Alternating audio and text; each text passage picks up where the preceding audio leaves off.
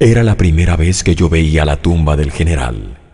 La sensación fue cristalina, inequívoca. Mi general no estaba ahí, ni había estado. No había en su tumba, ni en la muerte, ningún tipo de presencia de él.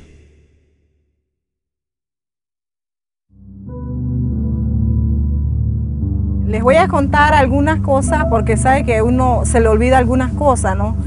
Había un padre que venía de Coclel Norte, subiendo río arriba. Cuando vino la inundación, el padre vino hacia Coclecito y él le dijo a los señores que qué podían hacer si ellos estaban de acuerdo a que mandarle una nota al general Torrijos, porque la inundación se había llevado todas las cosas de los señores, porque ellos vivían casi a orilla del río.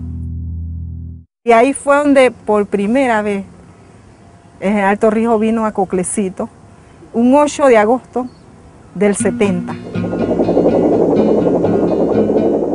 La vida de nosotros, si Dios no hubiera dado esa oportunidad, había sido muy triste, porque faltaba lo que era de salud, había mucha desnutrición, falta de vivienda, o sea, todo, porque era una montaña marginada totalmente. Él venía de Panamá y él nos informaba, él buscaba el método para informarnos que él venía. Nosotros nos íbamos caminando, muy alegre venía el viejo, ¿verdad? De ahí llegábamos al río y pues, todos nos vamos a tirar al río, y así era. Por eso que a veces yo digo que no hay palabras para decir lo que en la realidad el viejo significó para nosotros y mucho más para mí.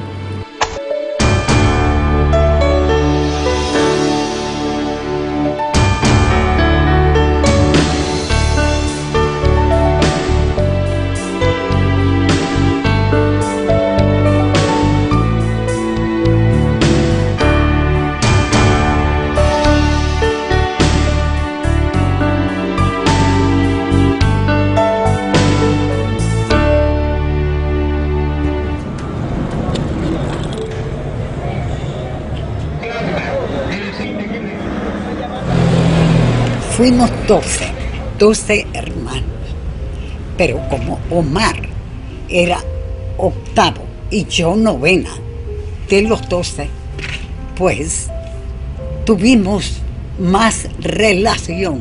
Mi papá era bolivariano.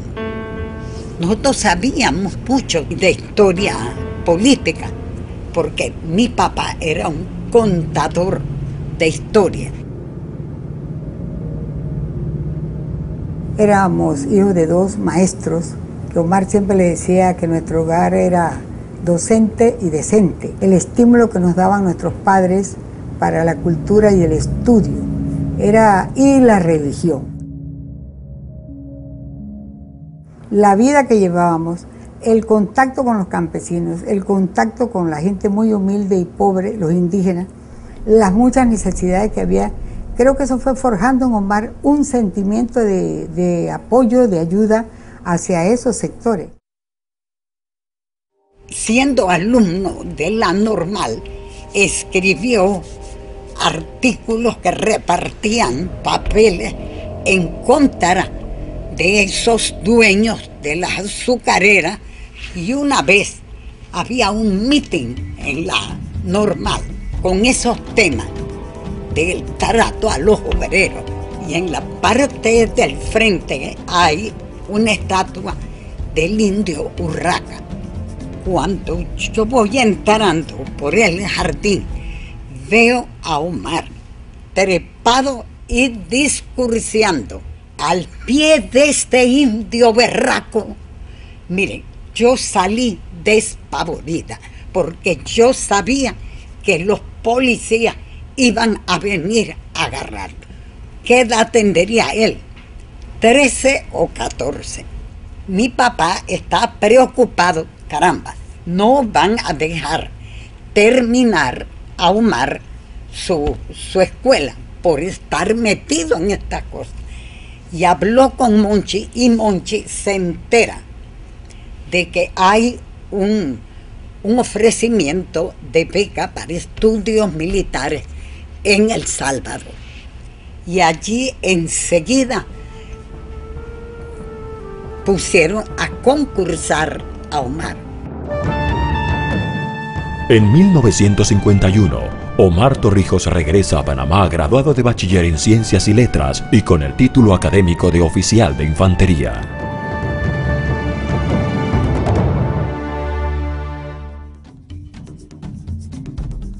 Cuando Omar vino, ya de graduado de militar, él se le presenta a nuestro padre, que era un maestro, y dice, bueno, ahora estoy vestido de militar, graduado, papá, diga usted, ¿en qué quiere usted que yo ayude acá? Dice mi papá, Omar, yo quiero que hagas tú lo que yo no pude hacer. Abre escuelas en todos los lugares donde tú puedas abrirlas, que la educación es lo que más puedes tú ayudar a toda esta campesinos e indígenas de nuestra provincia. En 1952 se incorpora a la policía con el rango de subteniente. Ocupa diferentes responsabilidades dentro de la Guardia Nacional al frente de la zona atlántica con sede en Colón y de la zona norte con sede en David, y como capitán jefe de la Guardia Nacional en el aeropuerto de Tocumen. En 1966 es promovido a teniente coronel y designado a la Secretaría Ejecutiva de la Comandancia de la Guardia Nacional. Omar Torrijos era el oficial de más alta y amplia formación académica en Panamá.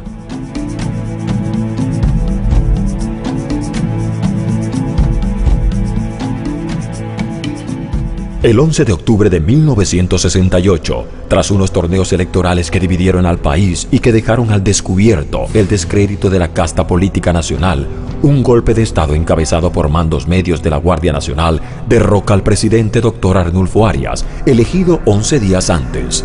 Al frente se encuentran el mayor Boris Martínez y el teniente coronel Omar Torrijos.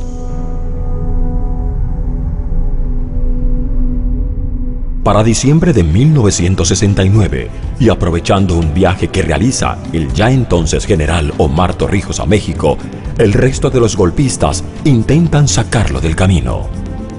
Omar Torrijos estaba defendiendo un nuevo tipo de liderazgo dentro de la Policía Nacional y también para los sectores más populares. Pero el intento de contragolpe fracasa. El general Omar Torrijos regresa en una avioneta desde México hasta la provincia de Chiriquí. Los oficiales y la población se le van sumando a su paso, respaldando su regreso, y una caravana encabezada por el general recorre el país aclamada por el pueblo hasta la ciudad de Panamá.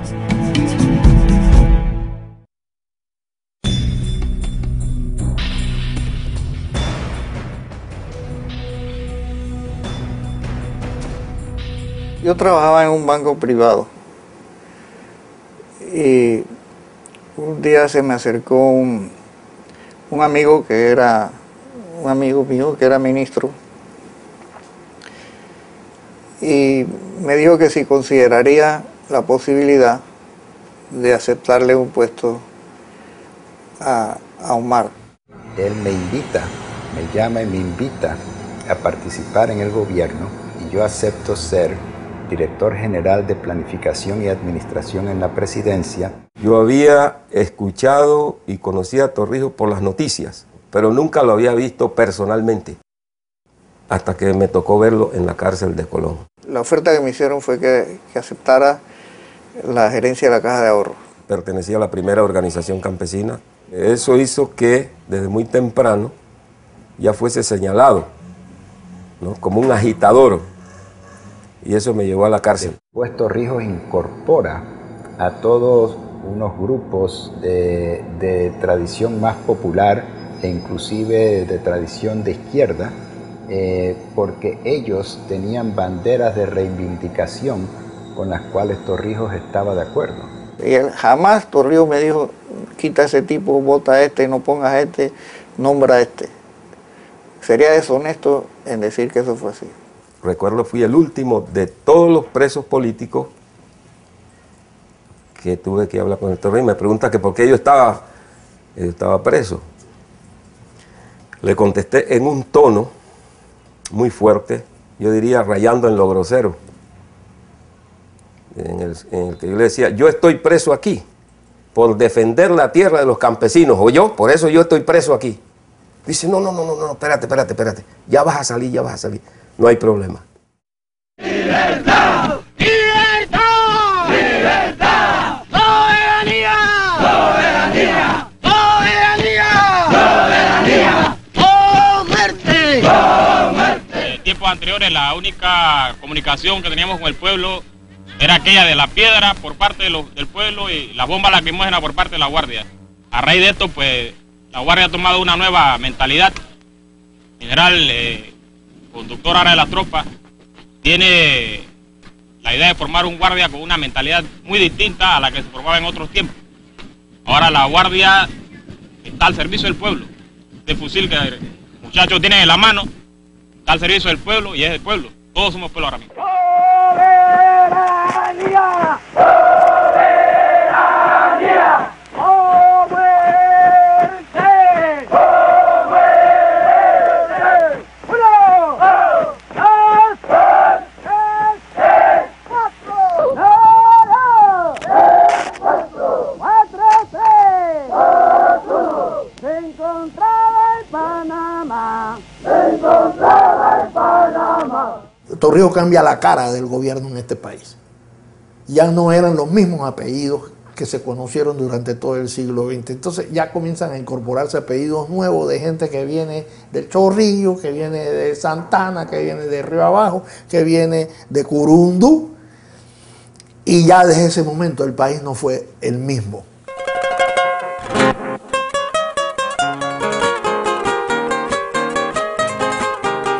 Como recorría el país y hablaba con todo el mundo, resulta que se dio cuenta que en cada pequeña comunidad había un dirigente natural, pero que ese dirigente natural podía perderse si no se institucionalizaba. Entonces propone un sistema llamado de representantes de corregimiento, un sistema para que cada uno de esos líderes naturales tuviera una representación incluso elevada a nivel de la Constitución de la República.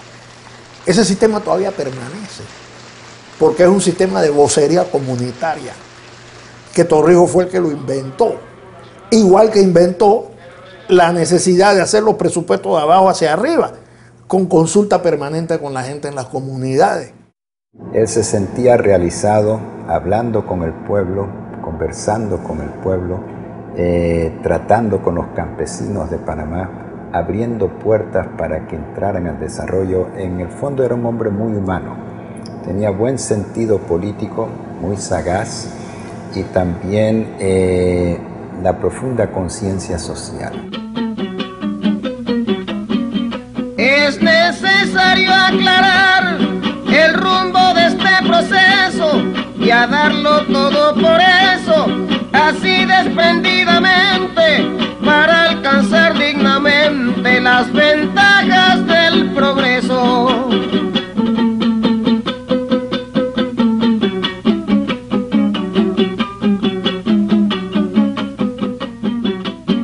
Lo que antes había sido una política de persecución hacia los campesinos, lo que antes había sido un delito, el organizarse, ¿no? Se convierte ahora al revés, en una política de Estado para impulsar la organización de los campesinos. Y se crea una organización denominada Confederación Nacional de Asentamientos Campesinos, que celebra su primer congreso en octubre de 1970. Nunca antes los campesinos habían tenido acceso a la tierra. Habíamos invadido fincas y esa invasión nos costó cárcel. Nunca fuimos reconocidos, sino perseguidos. Entonces, el proceso, la estrategia, permite que estos campesinos tengan acceso a la tierra.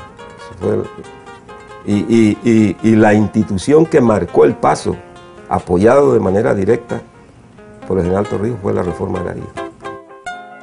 El hecho de ser parte, porque eso fue lo que pasó, de ser campesinos olvidados, perseguidos, de repente nos encontramos con una cuota de poder que ejercimos junto al general Torrijos. Eso no es cuento, es una realidad. Este viejo que tú ves aquí de 70 años tenía una comunicación directa con el general Torrijos, directa. Ya le entregaron a Omar el suficiente poder para que pueda emprender y una marcha sin parar. Que digan nuestros embajadores, que los embajadores de las repúblicas amigas que aquí están presentes, que digan los periodistas que aquí están presentes, qué pueblo del mundo soporta la humillación de ver una bandera enclavada en su propio corazón, que lo digan.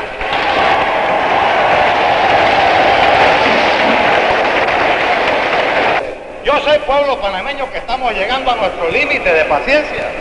Lo sé que estamos llegando a nuestro límite de paciencia. Que nos digan aquí los corresponsales extranjeros, qué pueblo de América o qué pueblo del mundo soporta que contiguo a su territorio existe un gobernador. ¿A nombre de qué? ¿Gobernador de qué?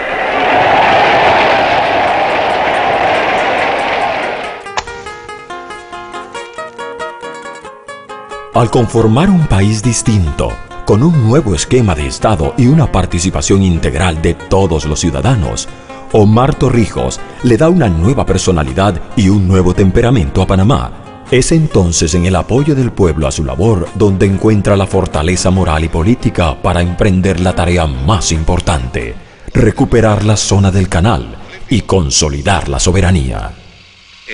Ustedes lo pudieron observar ahora que pasaron por ahí.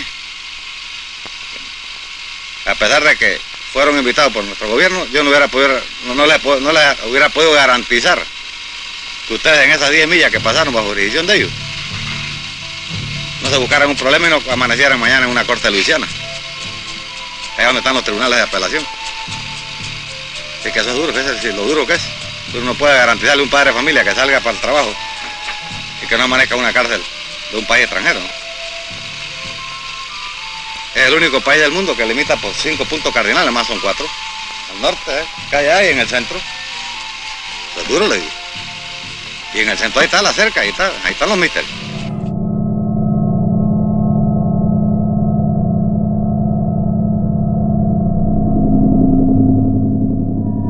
Hacíamos documentales que indujeran a la población a aceptar la propuesta de liberación nacional, que siempre el protagonista era Omar Torrijos, aunque alguna gente nos criticara eso, pero nosotros considerábamos que era prudente porque él representaba, era el símbolo de esa lucha. Chuchu Martínez, que trabajaba con nosotros, le decía al general Torrijos, en relación con nuestra película, El León de la Metro, porque en todas estaba. Oye, bien con El León de la Metro.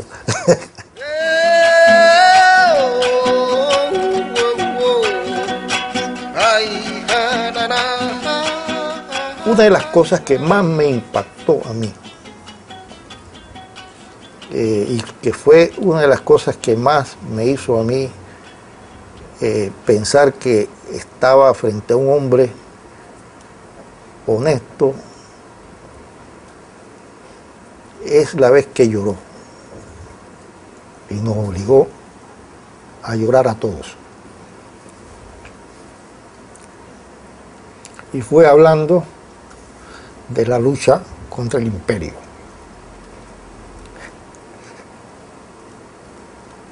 De repente, les contó una anécdota de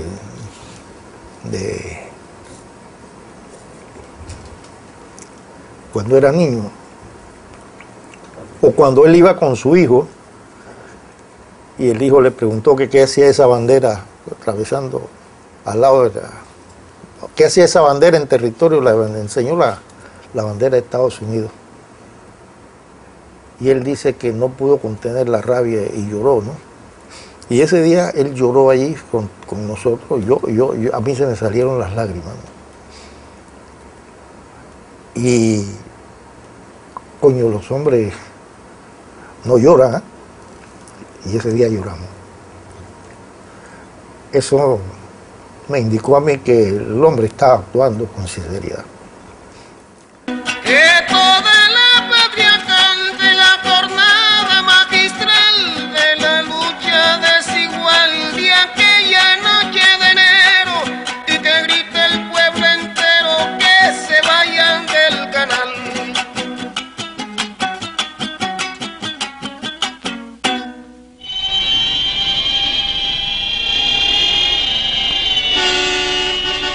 Hoy, 15 de marzo de 1973, el Consejo de Seguridad de las Naciones Unidas se reunirá por primera vez en un país latinoamericano.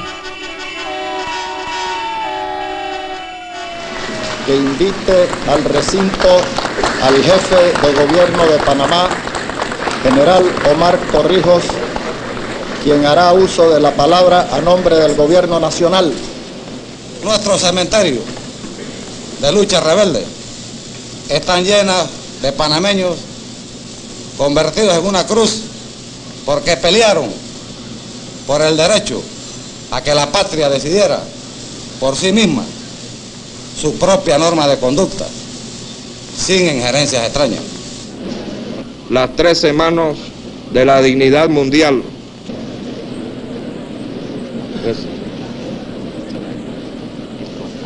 En contra.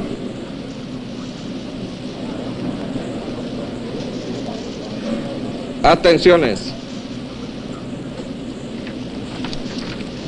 Estados Unidos vetó el proyecto de resolución en apoyo a la causa panameña, pero el mundo entero vetó a los Estados Unidos. Muchas gracias.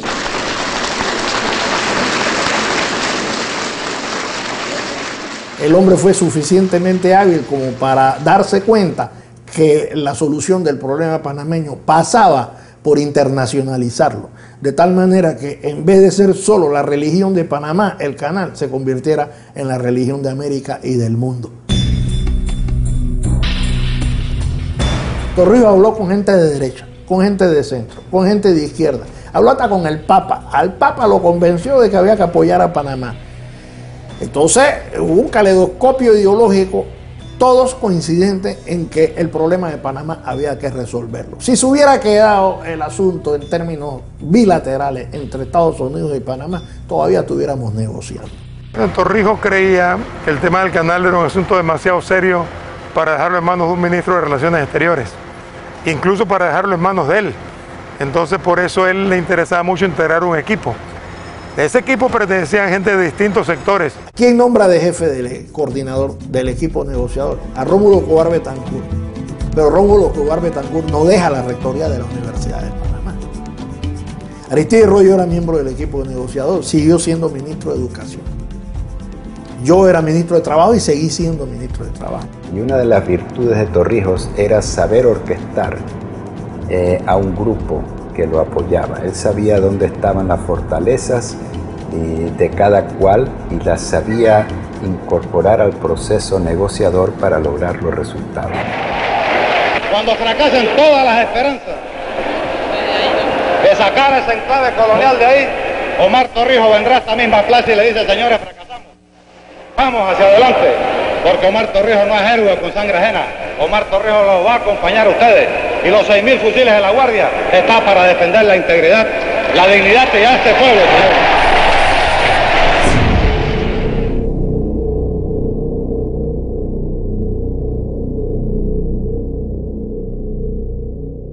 La clave se dio cuando él convenció a los Estados Unidos de que la seguridad del canal dependía del cariño que los panameños le teníamos y que mientras este bien siguiera, esta ruta intermarina siguiera en manos norteamericanas, esto no era un sitio seguro porque tendrían que poner un soldado cada 2 metros al lado del otro durante 80 kilómetros del lado y lado del canal. No queremos más militares, no queremos más militares y que se vayan del canal.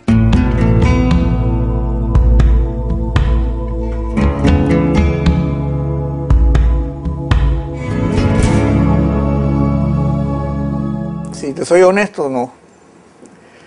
Dentro de mí, ¿no? Yo decía, no, no te van a dar, no te lo van a devolver el canal, nosotros conversábamos. ¿No? Porque ningún poder devuelve por las buenas. Cuando estábamos en el movimiento estudiantil en la secundaria y salíamos a las calles, y a pesar de que protestábamos con toda sinceridad, ninguno de nosotros podía concebir que en el final del siglo pasado nosotros hubiésemos sacado a los gringos aquí. Nosotros creíamos que íbamos a tener a los gringos para la eternidad aquí. Y nosotros creíamos que íbamos a tenerlo a pesar de nosotros mismos, pero también sabemos que había gente que quería tenerlos para la eternidad aquí. Estimados amigos senadores, me despido recordándoles un pensamiento de un prohombre que hoy recobra más vigencia que nunca. Abraham Lincoln dijo, abro cita, un estadista es aquel que piensa en las futuras generaciones y un político es aquel que piensa en las próximas elecciones. Muchas gracias.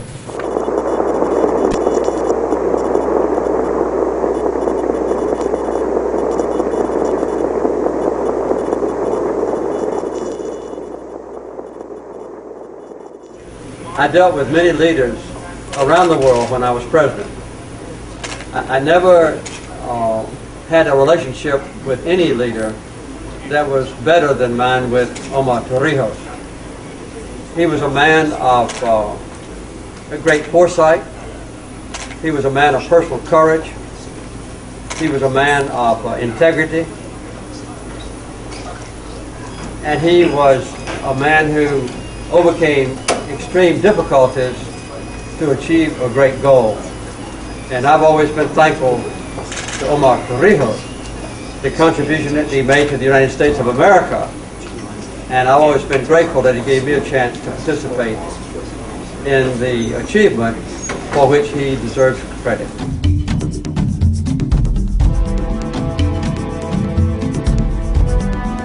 Era un ambiente, en efecto, de mucha emoción, y en el rostro de General Torrijos se demostraba que él era consciente de que estaba asistiendo a un momento histórico, y que no solamente asistiendo a un momento histórico, sino que estaba haciendo la historia.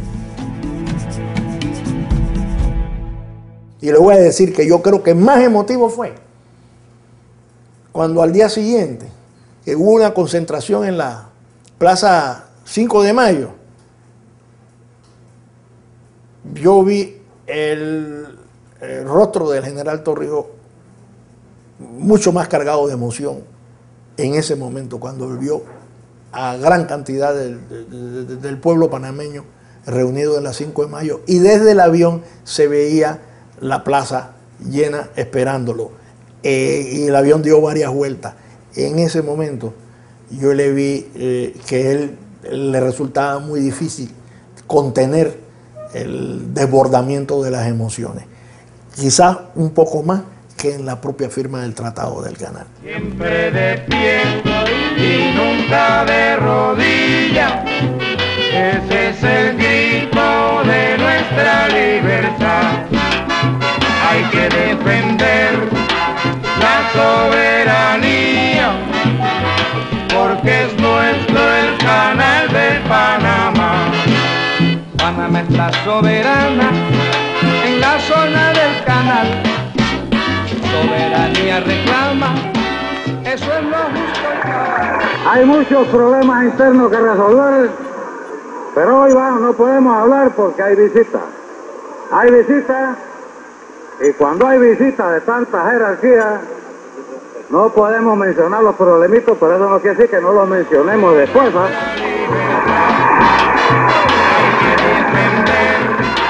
La soberanía, porque es nuestro el canal de Panamá. Yo sé que a él impactaba, le gustaba cuando estaba llena la plaza de gente, pues él se engrandecía cuando podía conversarle y transmitirles esa gran satisfacción de haber firmado los tratados. Pero además ya después dice, bueno, ya hemos resuelto este problema, ahora nos tenemos que dedicar a la patria doméstica. Yo me acuerdo que él siempre decía, tenemos que dedicarnos a la patria doméstica. ¿Qué quiere decir con eso? Que sí, tenía que seguirse verdaderamente. Combatir la pobreza, la desnutrición, todo lo que significaba la vida íntima de nuestro país. La danza de las tijeras cortando cintas se extendió por todo el país.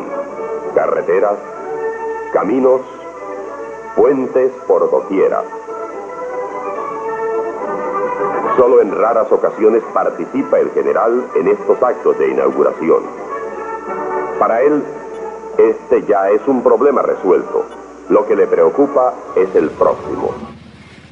Él llamaba la patria doméstica, o lo que él decía que era su peregrinaje, lo que él iba a una comunidad y se juntaba con la gente y veía cuáles eran las necesidades.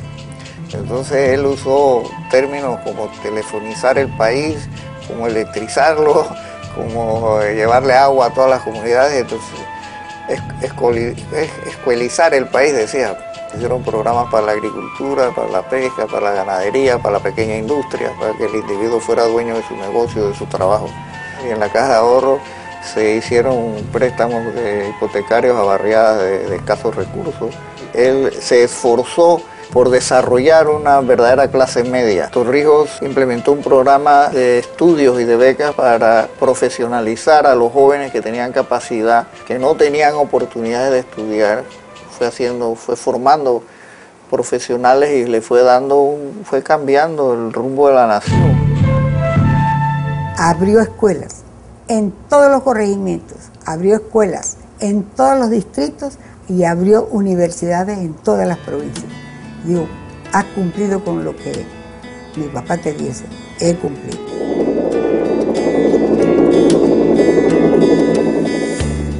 Durante el gobierno de Omar Torrijos se desarrollan programas de educación y salud por todo el país.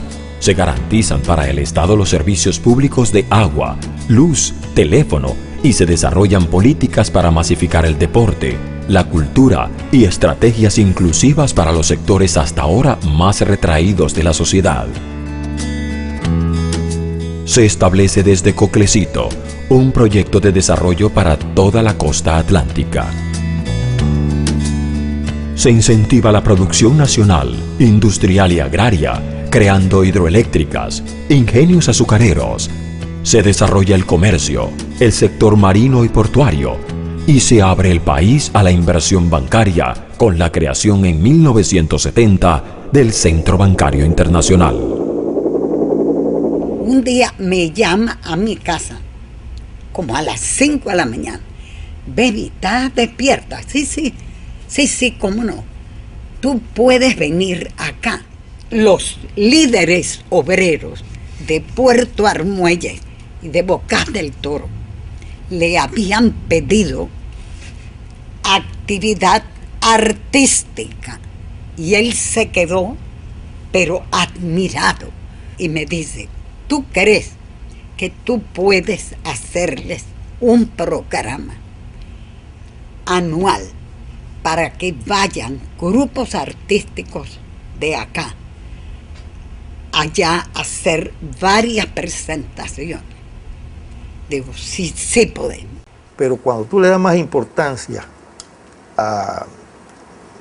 al resultado que a lo que te vas a ganar, las cosas salen mejor. Y en esa época, por alguna razón, se había creado una mística. Es decir, la gente tenía sueños, la gente tenía esperanzas, la gente tenía proyectos, es decir, la capacidad de soñar.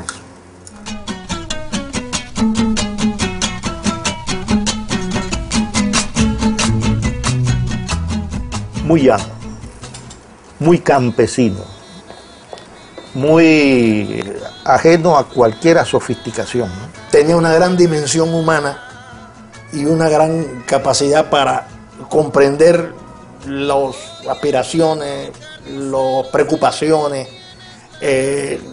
los criterios de la gente que estaba a su alrededor. Cuando comí con él, en Farallón, por ejemplo, comíamos arroz con andú, carne asada y plátano frito y poroto. Eso era lo que comía, además era lo que le gustaba. Torrijos decía, por ejemplo, yo me llamo Omar, yo no me llamo Prudencio. Eso quiere decir, yo no puedo guiar mi conducta pública solamente por la tranquilidad y por no buscarme problemas.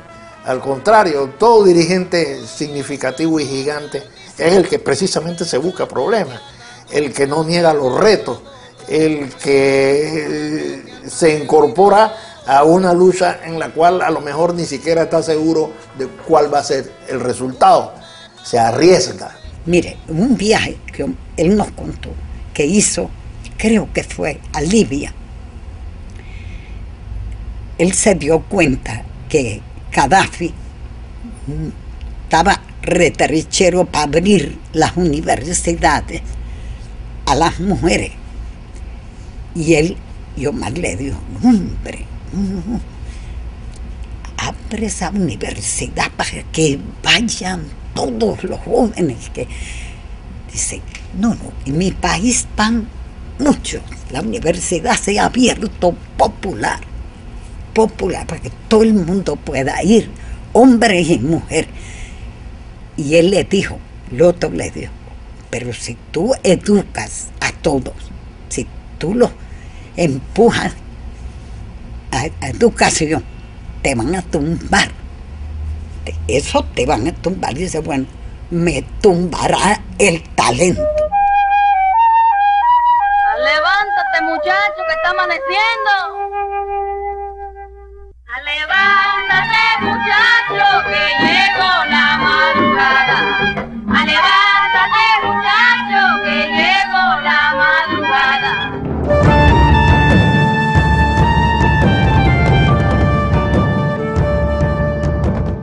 Él en una ocasión convocó al doctor Aristides Roe, a mí, y nos dijo que él nos iba a proponer ante los 505 para que dirigiéramos al país, solo con la condición de que se abriera el país a la democracia, a la inscripción, se permitiera la inscripción de los partidos políticos y la participación general y global de la sociedad en la política. Algunos le decían, bueno, ¿qué pasa si gana Arnulfo Arias? Bueno, si gana Arnulfo Arias ganó, pues hay que reconocer el triunfo, eso, la democracia es así.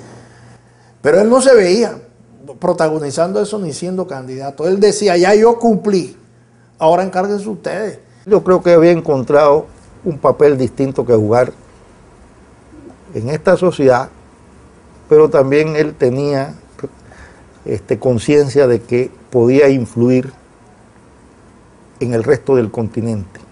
Las palabras de él fueron las siguientes, lo menos lo que me dijo a mí. Los militares hemos cumplido una etapa en la vida de este país y ahora tenemos que retirarnos, que replegarnos. Recuerdo que le dije a él que me parecía que iba a ser algo bien difícil, porque posiblemente sus compañeros de armas no todos iban a estar de acuerdo con eso. Y él me dijo que sí, que era difícil, pero que él creía que él todavía tenía la autoridad moral para lograrlo. Él se sentía satisfecho. Lo único que decía, dejen al viejo tranquilo, déjenme vivir tranquilo, me voy fuera del país o me quedo en el país, me voy para Coclecito con mis libros y mi gente allá y a lo mejor algún proyecto de desarrollo en esa área de Coclecito y punto, no quiero más nada. Así era como se veía, desvinculado del quehacer político nacional. La quinta frontera ha desaparecido. A partir de este momento, y flameando orgullosa nuestra bandera en la cima del Cerro Ancón, la República de Panamá ejerce jurisdicción sobre todo su territorio. Ya el panameño no continuará siendo juzgado por leyes extranjeras en su propia tierra. Ya no existe un Estado dentro de otro Estado. Voy a ver un Guayacán. El 1 de octubre de 1979, el pueblo panameño se vuelca a las calles para entrar en los primeros territorios revertidos en la zona del canal, como cumplimiento de los tratados Torrijos-Carter.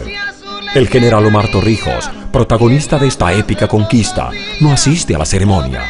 Consecuente con su repliegue, prefiere irse a Coclecito, a su casa entre las montañas.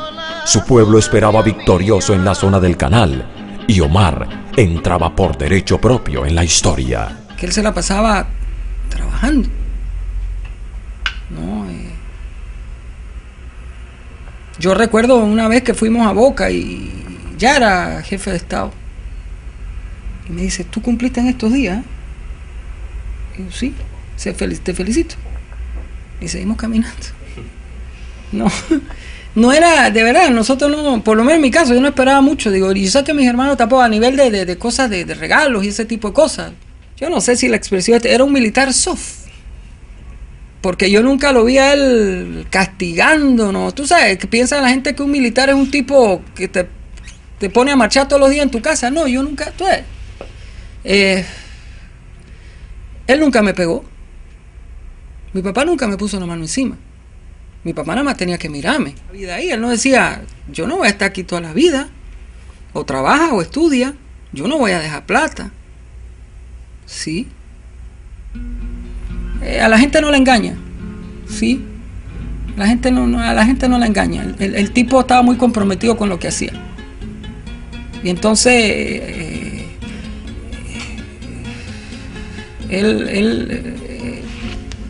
no sé, la gente se volcaba. La gente lo quería. Aparte, pues, tú sabes que había esa pelea como David y Goliat, que le va a quitar el canal a los gringos. Entonces mucha gente se identificaba con él, ¿tú entiendes? Mucha gente se identificaba con lo que él estaba haciendo, ¿no? No era muy justo lo que estaba pasando aquí en Panamá. Yo la última vez que vi a mi papá vivo fue para el Día del Padre del 81. Y recuerdo estar muy contento. Comimos ahí en calle 50, una casa que después con la invasión la destruyeron. Y ahí estábamos muy contentos y todo eso. Y bueno, ya, desgraciadamente ya después que pude ver, vi fue una bolsa negra con sus restos. Todo se quedó como impedido, como no sabíamos qué hacer. Se acabó todo. Yo vi mucha gente mal, fue muy duro y sigue siendo muy duro. Perdimos al líder y no era cualquier líder. Nunca pensó lo que él valía y se murió sin saberlo. Darnos a nosotros la posibilidad de ser una nación, ¿no? Ese es otro de sus mayores logros, ¿no?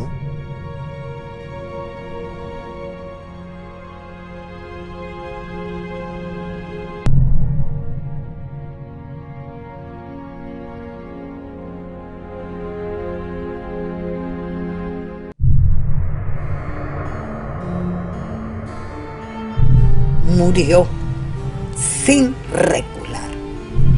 Eso es un triunfo que no echó para atrás.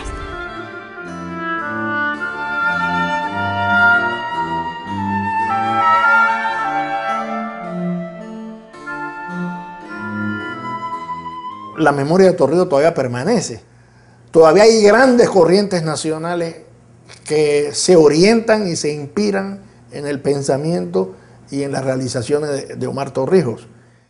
Búsquese la historia de Panamá. Ha habido grandes líderes, pero todos han sido líderes nacionales internos. Torrijos es el único que fue más allá de nuestras propias paredes. Vino un periodista mexicano a hacerle una entrevista a mi papá y le preguntó: señor Torrijos, ¿qué quiere usted para su hijo ahora que ha cogido el poder? ¿Sabe qué contestó? Que muera pobre. No acumuló fortuna. Tal vez la fortuna más grande que el Torrijos acumuló aquí fue el reconocimiento de su labor como dirigente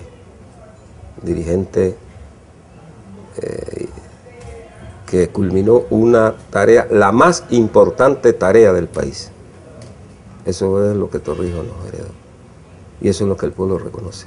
Yo una vez tuve que hablar en México y cuando me pronuncian me dicen, esto era un congreso inmenso, cuando dicen que yo soy Berta Torrijos de Arosemena, hermana del general Torrijos, yo me quedé espantada. La gente se ha parado a aplaudir. Claro, le estaban aplaudiendo a Omar, el recuerdo de Omar. Tu muerte es como la hiedra que cubre el puber, lamento sobre los niños de viento que pululan en la sierra.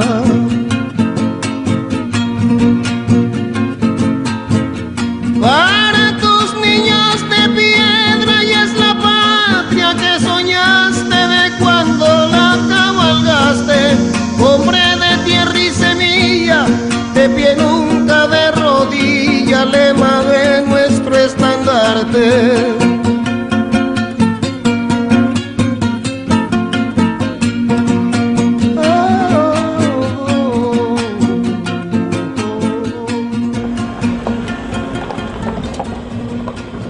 Siempre toda una vida cuidando esa casa.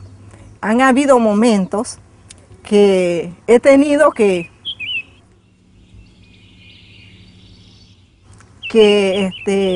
luchar casi sola, pero bueno, gracias a Dios, el espíritu del viejo, ¿verdad?, me da la fuerza.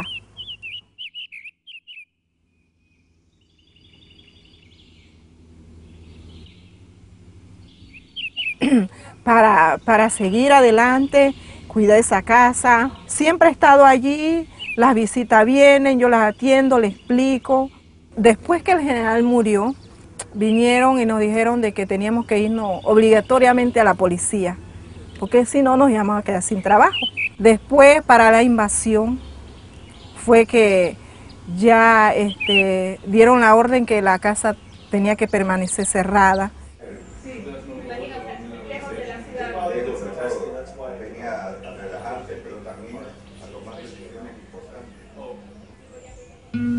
Bueno, así, con esa lucha incansable de tener y mantener la casa abierta, limpia, porque yo sé lo que significó el General Torrijos para mí, y quizás es por eso que yo lo hago. Nosotros lo necesitamos mucho, y que aquí en Coclecito está su gente, que lo quiere todavía lo quiere, ¿verdad? Yo hablo de General Torrijos como si él estuviera vivo, porque así es. Y a veces, por ejemplo, yo sueño con él y él me dice a mí: negra, yo no estoy muerto, yo estoy vivo.